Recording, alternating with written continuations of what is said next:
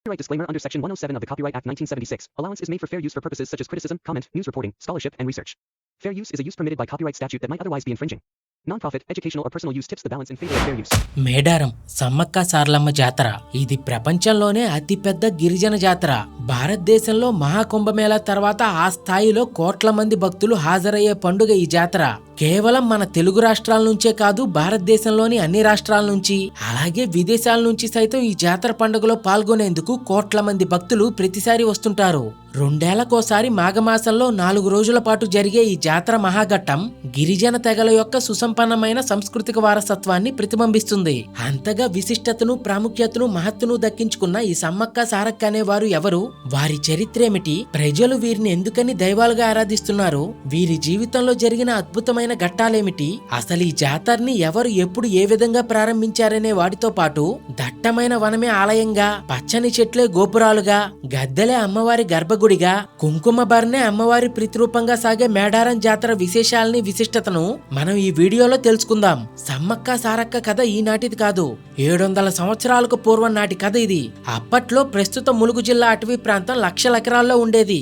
వేలాదిగా గిరిజన గ్రామాలు అడవి తల్లినే నమ్ముకుని ఉండేవి. ఆ గిరిజనుల యొక్క రాజు మేడరాజు. మేడరాజుకి పిల్లలు లేరు. అయితే మేడరాజు తన భార్యలు ఎన్నో పూజలు చేసి పిల్లల కోసంగా తప్పించిపోతూ అమ్మవారికి, నాగేంద్రుడికి మొక్కుకుంటూ తమకి సంతానాన్ని ప్రసాదించమని వేడుకునేవారు. ఒకానొక రోజు కోయరాజు అయినటువంటి మేడరాజు తన మందితో కలిసి గోదావరి నదీ తీరంలో గల దట్టమైన అడవిలోకి వేటకు వెళ్లాడు. అక్కడ ఒక జింక కనిపించగా గురి చూసి బాణం వదలగా బాణం తగిలిన జింక పరిగెడుతూ అరణ్యంలోకి వెళ్ళింది. దాన్ని వెంబడిస్తూ వీళ్లు కూడా ముందుకు కదిలారు. కొంత దూరం వెళ్లేసరికి వాళ్ళకు పసిపాప గొంతు వినిపించింది.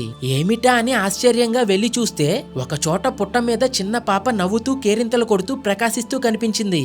విచిత్రం ఏంటంటే ఆ పాప చుట్టూ పెద్ద పుళ్ళు మరియు సింహాలు కాపలా కాస్తున్నాయి.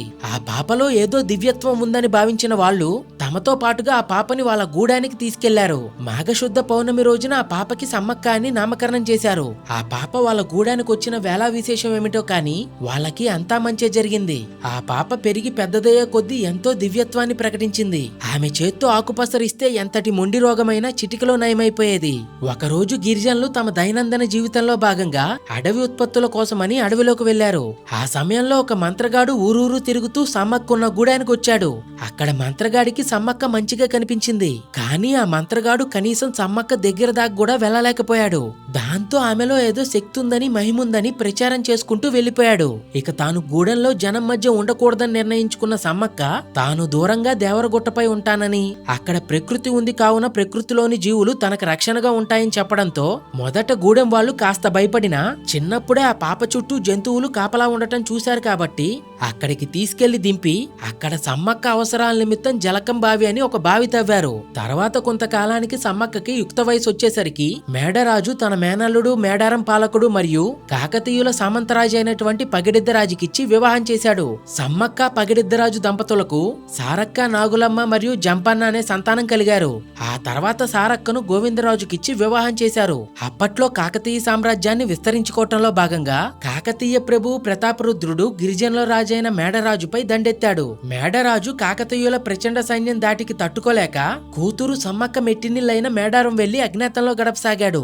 అయితే మేడారాన్ని పరిపాలించేది కాకతీయుల సామంతరాజు అయిన పగిడిద్దరాజు. కొంతకాలానికి తీవ్రమైన కరువు కాటకాలు సంభవించడంతో 3 ఏళ్లుగా కాకతీయ రాజుకి కప్పం కట్టలేకపోయాడు పగిడిద్దరాజు. కప్పం కట్టలేకపోవడం, మేడరాజుకి ఆశ్రయాన్ని కల్పించటం మరియు కోయ గిరిజనుల్లో కాకతీయ సార్వభౌమునికి వ్యతిరేకంగా విప్లవ భావాలు నూరిపోసి రాజ్యాధికారాన్ని ధిక్కరిస్తున్నాడనే కారణంతో పగిడిద్దరాజుపై ఆగ్రహానికి గురైన ప్రతాపరుద్రుడు అతడిని అణిచివేయడానికి తన ప్రధానమంత్రి యుగంధరుడితో కలిసి మాఘశుద్ధ పౌర్ణమి రోజున మేడారంపై దండెత్తాడు. పగిడిద్దరాజు, సమ్మక్క, సారక్క, నాగులమ్మ, జంపన్న, గోవిందరాజులు తమ సాయుధ బలగాలతో కలిసి సాంప్రదాయ ఆయుధాలతోనే వేరువేరు ప్రాంతాల నుంచి గెరిల్లా యుద్ధాన్ని ప్రారంభించి మొదటిగా సారక్క మరియు గోవిందరాజు కన్నెపల్లి అనే ఊరు నుంచే కాకతీయ సైన్యం లోపలికి వస్తుంది కాబట్టి సైన్యాన్ని లోపలికి రాకుండా అడ్డుకునేందుకు అక్కడికి వెళ్లి హోరాహోరీగా యుద్ధం చేసి ఆ యుద్ధంలో ఇరువురు వీరమరణం పొందారు. కాకతీయ సైన్యం ముందుకు చొచ్చుకొస్తుండగా సంపెంగవాగును దాటబోతుంటే వారిని ఎలాగైనా అడ్డుకోవాలని చెప్పి జంపన్న వీరోచితంగా యుద్ధం చేసాగాడు. అలా చాలాసేపు యుద్ధం చేసిన తర్వాత సుశిక్షితులైన 100 మంది కాకతీయ సైన్యాన్ని తానొక్కడే నిలువరించలేకపోయాడు. కాకతీయ సైన్యం వాగును సైతం దాటుకుని ముందుకు చొచ్చుకొస్తుండగా పగిడిద్దరాజు హోరా హోరాహోరీగా వారితో యుద్ధం చేశాడు. కానీ చాలా సేపటి తర్వాత ఆయన్ని కూడా చంపేశారు. తీవ్రమైన గాయాల పాలైన జంపన్న ఓటమిని తట్టుకోలేక సంపెంగ వాగులో కలిసిపోయాడు. అప్పటి నుంచి ఆ వాగుని జంపన్న వాగుగా పిలుచుకోసాగారు. అయితే తమ వారి మరణ వార్తను తెలుసుకున్న సమ్మక్క కోపంతో అపరభద్రకాయల్లా విజృంభించి చేత కత్తి పట్టి శత్రువులను చీల్చి చెండాట మొదలుపెట్టింది. సాక్షాత్ అమ్మవారి స్వరూపమైన సమ్మక్క యుద్ధం చేస్తుంటే ఎంతో సుశిక్షితులైన కాకతీయ మహాసైన్యం సైతం ఆమె ముందు నిలవలేకపోయింది. యుద్ధంలో స్వైర విహారం చేస్తోందని చెప్పి ఆమెను ముందు నుంచి ఓడించలేమని, దొంగ దెబ్బ తీయడమే తరుణోపాయమని భావించి ముందు నుంచి యుద్ధం చేయలేక వెనక నుంచి బాణాలతో కొట్టి వెన్నుపోటు పొడిచారు. ఒళ్లంతా రక్తసిక్తమైన సమ్మక్క యుద్ధరంగం నుంచి చిలకలగుట్ట వైపుగా వెళ్లి ఒకనొక చోటుకు వెళ్లేసరికి అదృశ్యమైంది. గూడెం వాసులు సమ్మక్క కోసం గాలిస్తుండగా చిలకలగుట్ట పైన నెమలినార చెట్టు కింద పుట్ట దగ్గర ఒక కుంకుమ భరిన వారికి కనిపించింది. ఇంతలో మెరుపులతో ఈ గడ్డ మీద పుట్టిన ప్రతి ఒక్కరూ వీరుళ్లా రాజ్యాన్ని పాలించాలని, ఇక్కడ గద్దెల కట్టి 2 ఏళ్లకోసారి ఉత్సవం జరిపితే వారి కోరికలు నెరవేరుస్తానని ఆకాశవాణి వారికి వినిపించింది. ఆ మాటల్నే సమ్మక్క ఆదేశాలుగా భావించారు ఆ గిరిజనులు. ఆ పక్క రోజు ప్రతాపరుద్రుడికి కాకతీదేవి అనే అమ్మవారు కల్లో కనిపించి, ఏమిటి నీ ఈ అహంకారం, అమాయకుల పైన నీ దౌర్జన్యం, ఇది సహించబోనని గట్టిగా చెప్పడంతో ప్రతాపరుద్రుడు తక్షణం యుద్ధాన్ని ఆపేసి ఆదివాసులందరికీ క్షమాపణ చెప్పి మేడారాన్ని ఒక స్వతంత్ర రాజ్యంగా ప్రకటించాడు. తమ మనుగడ కోసమని ప్రాణత్యాగం చేసిన ఆ తల్లికి కృతజ్ఞతగా భక్తితో మాఘశుద్ధ పౌర్ణమి రోజున చిలకలగుట్ట పై నుండి కుంకుమ భరిణ రూపంలో ఉన్న సమ్మక్కను పవిత్రంగా కిందకి తీసుకొచ్చి గద్దెలపై ప్రతిష్ఠించి జాతర జరపటం అనేది ఆనవాయితీగా మారింది.